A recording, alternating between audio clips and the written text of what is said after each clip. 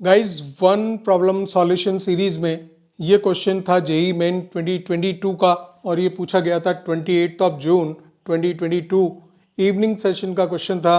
Limit का था the value of limit and tends to infinite 6 times of 10 of and then comes the sigma sign r equals to 1 to n tan inverse of 1 upon r square plus 3r plus 3। तो पहले ये इसका sigma है, summation इसका open up होगा, उसके ऊपर tangent लगा हुआ है, वहाँ पे 6 टाइम्स है, n टेंस टू इनफाइनाइट की लिमिट लेनी है and then you have to evaluate. तो इस पर एक काम करेंगे, पहले इस वैल्यू को हम सिंप्लीफाई कर लें। इसको चूंकि ये सारी वैल्यू जो है सिग्मा है, समीशन है, तो टर्म्स बनेंगी 1 से लेके n तक, 1 से लेके n तक बनेंगी और उसको हम क्या करते हैं tn लेट कर लेते हैं। यहाँ पे हमारे सॉल्यूशन को लेने के लिए पहले इस पे काम कर लेते हैं, tn ले लेते हैं और tn की वैल्यू ले लेते हैं tan inverse of, this is tan inverse of 1 upon r square plus 3r plus 3 ले लेते हैं और ये t1 t2 t3 tn सारी टर्म्स बनेंगी और उन्हीं का जो सम होगा वो Sn आ जाएगा।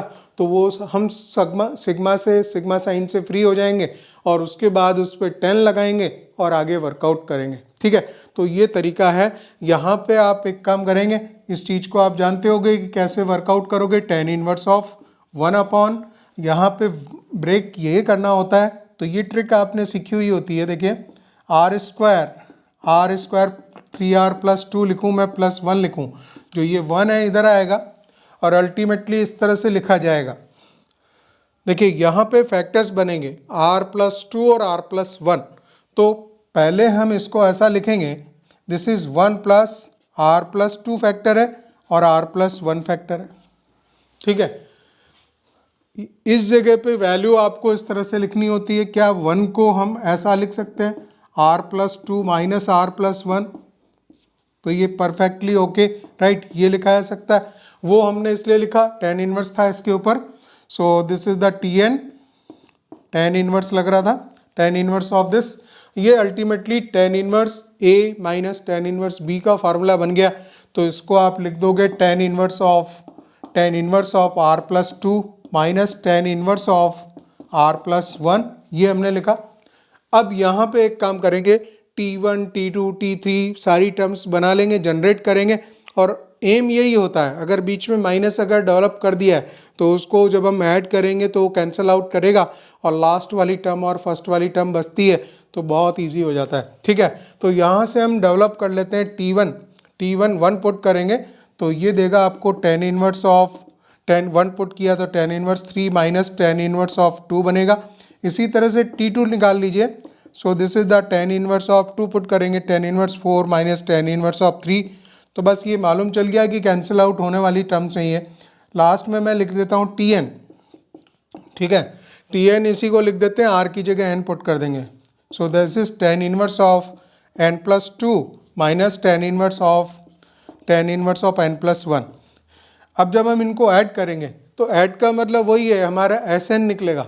Sn मीन्स हम सिग्मा साइन से फ्री हो जाएंगे। ठीक है, और आगे की वैल्यू को देखेंगे तो वो ऐसा होगा, जब हम इनको ऐड कर रहे होंगे तो वो हमारा Sn मिलेगा हमें और ये tan इनवर्स 3 कैंसिल होगा, ये सब कैंसिल होगा, इसके पहले वाली टर्म इधर की टर्म को कैंसिल करेगी, ये वाली टर्म बचेगी और ये बचेगी। ठीक है, तो क्या इसको आप लिखोगे tan inverse of n plus 2 minus tan inverse of 2, tan inverse of 2, ये दोनों टर्म्स बच गई।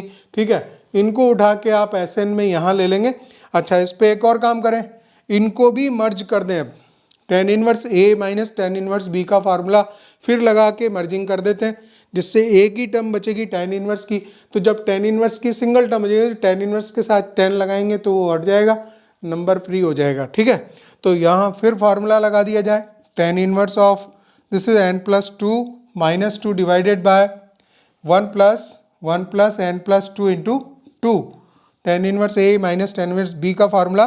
तो ये दे रहा है आपको tan inverse of n upon this is 2n plus 4, this is 2n plus 4 plus 1 2n plus 5। तो ये यहाँ तक वैल्यूज मिल गई हमें। ठीक है, अब देखिए हम यहाँ इस जगह पे ये पूरे नंबर से फ्री हो चुके और उस जगह हम इसको लिखने जा रहे हैं।